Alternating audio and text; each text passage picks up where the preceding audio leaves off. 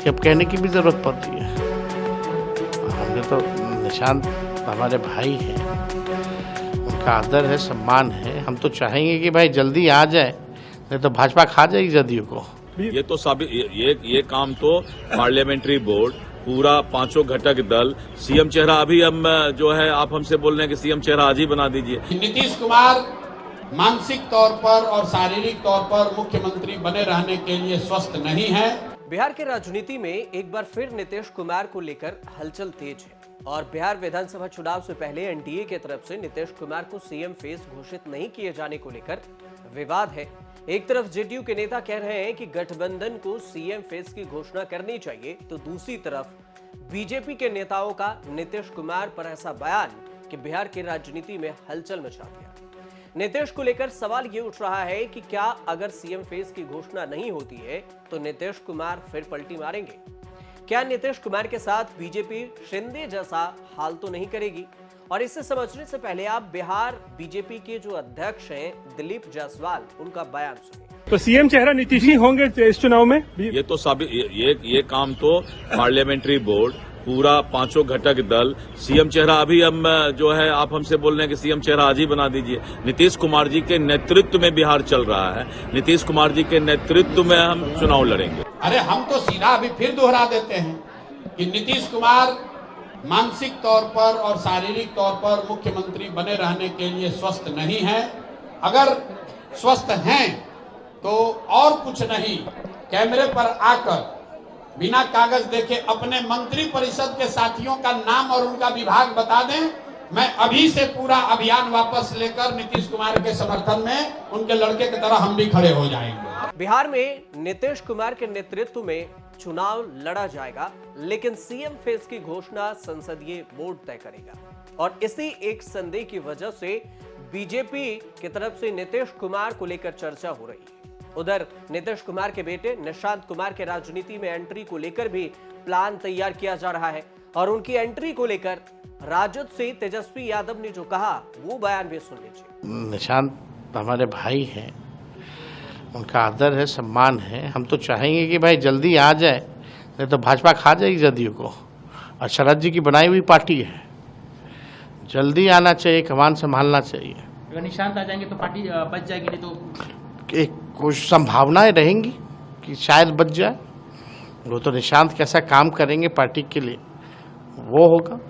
हम लोग भी राजनीति में, तो हमारे माता पिता या परिवार के लोग थोड़ी बोले कि आज जाओ राजनीति में। तो कुल मिलाकर देखें तो निशांत कुमार के राजनीति में एंट्री को लेकर दिलीप जायसवाल ने कहा कि विपक्ष क्यों बौखला रही है। निशांत कुमार के राजनीति से लेकर अपने पिता के सीएम उम्मीदवार के तक, बिहार सरकार के कामकाज तक सब कुछ पर सवाल उठा और उसके बाद बेबाक तौर से सीएम फेस घोषित किए जाने की बात को नीतीश कुमार के बेटे निशांत कुमार उठा रहे हैं। कुछ महीने पहले अमित शाह भी कुछ इसी तरह का घुमावदार बयान दिए थे। सीएम फेस का जो चयन होगा वो संसदीय बोर्ड तय करेगी, मतलब चुनाव नेतृत्व में लड़े और सीएम फेस बाद में तय होगा। तो फिर शिंदे जैसा हाल होगा क्या नीतीश जी के साथ, या चेहरा बनाकर, या आपको लगता है कि जैसे मुंबई में हुआ सेम फॉर्मूला वहां? देखिए, ऐसा है कि पार्टी के पॉलिसी डिसीजन इस प्रकार के कार्यक्रम में डिक्लेयर नहीं होते हैं, आप भी जानते हो, मगर आपका पूछने का धर्म है, पूछना पड़ता है और निकल जाए तो हेडलाइन मिले इसलिए पूछते हो। परंतु मैं डिसिप्लिन कार्यकर्ता हूं भारतीय जनता पार्टी का, ये पार्लियामेंट्री बोर्ड का अधिकार है, नीतीश कुमार जी की पार्टी का भी अधिकार है। सभी दल साथ में बैठकर हम तय करेंगे। अब बीजेपी के विजय सिन्हा हो या फिर बीजेपी के कई नेता, उन्होंने ऐसे बयान दे चुके हैं जिससे नीतीश कुमार को लेकर संदेह उठ रहा है। अब दूसरा सवाल ये भी है कि क्या नीतीश के नेतृत्व में चुनाव लड़ने के बाद सीट ज्यादा आने पर शिंदे जैसा हाल बीजेपी कर सकती है? इसे समझने के लिए थोड़ा सा बैकग्राउंड समझिए। महाराष्ट्र में जहां शिंदे पहले सीटों के बावजूद सीएम रहे, बिल्कुल वैसा ही जैसा 2020 में जेडीयू के पास 43 सीटें थी और बीजेपी के पास 70 सीटें, उसके बावजूद मुख्यमंत्री नीतीश कुमार रहे। इसी तरह महाराष्ट्र में बीजेपी के पास शिवसेना शिंदे गुट के करीब डबल सीटें थी और इसके बावजूद एकनाथ शिंदे सीएम बने। लेकिन चुनाव में जैसे ही सीटें अधिक आई तो फिर बीजेपी ने पूरा पासा ही पलट दिया। और दोबारा सीएम बनने के लिए एकनाथ शिंदे दबाव बनाते रहे, लेकिन कोई तरकीब नहीं काम आया। और इसी तरह बिहार में अब तक इस बात की गारंटी फिलहाल किसी ने उसके तरफ से नहीं दी गई कि 2025 के गठबंधन में नीतीश कुमार ही सीएम होंगे।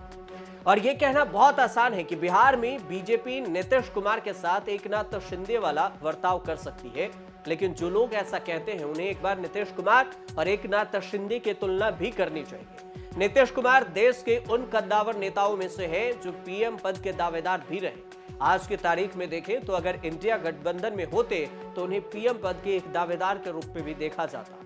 इंडिया गठबंधन का जो रूप आज सामने दिख रहा है उसके पीछे नीतीश कुमार का दिमाग था, और देश भर में विपक्षी नेताओं को एकजुट करना नीतीश कुमार के ही वश और नीतीश कुमार की ही चाल थी। इंडिया गुट कमजोर हो गया क्योंकि नीतीश कुमार खुद इसे छोड़कर चले गए। लेकिन अगर शिंदे की बात करें और नीतीश कुमार की बात करें तो दोनों के वोट बैंक में भी काफी फर्क है। 2.5 दशक तक बिहार की राजनीति पर राज करने वाले नीतीश कुमार कभी बीजेपी तो कभी आरजेडी, जिसके साथ मौका मिला उसके साथ रहे। आरजेडी भी उनके इंतजार में बैठी रही और इधर बीजेपी भी उनके इंतजार में बैठी रही। तो इसलिए एकनाथ शिंदे और नीतीश कुमार दोनों के बीच की जो चर्चा है और दोनों की तुलना करना बिहार के राजनीति के लिए फिलहाल तो सटीक नहीं बैठ रहा है।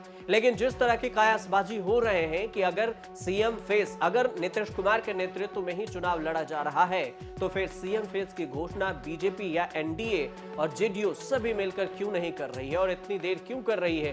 बीजेपी के नेता ऐसे सवाल क्यों उठा रहे हैं कि संसदीय वोट तय करेगा कि आखिर सीएम कौन होगा। फिलहाल आने वाले वक्त में यह भी तय हो जाएगा कि सीएम फेस कौन होगा और किनके नेतृत्व में चुनाव लड़ा जाएगा। फिलहाल यही कहा जा रहा है कि नीतीश के नेतृत्व में चुनाव लड़ा जाएगा, लेकिन सीएम फेस की घोषणा बाद में होगी। हालांकि उनके बेटे निशांत भी कह रहे हैं और जेडीयू के नेता भी कह रहे हैं कि इसकी घोषणा हो जानी चाहिए। देखना दिलचस्प ये होगा कि बिहार विधानसभा चुनाव से पहले और उसके बाद क्या कुछ नया समीकरण बिहार में बनता दिखेगा। फिलहाल आप देखते रहिए न्यूज़ तक।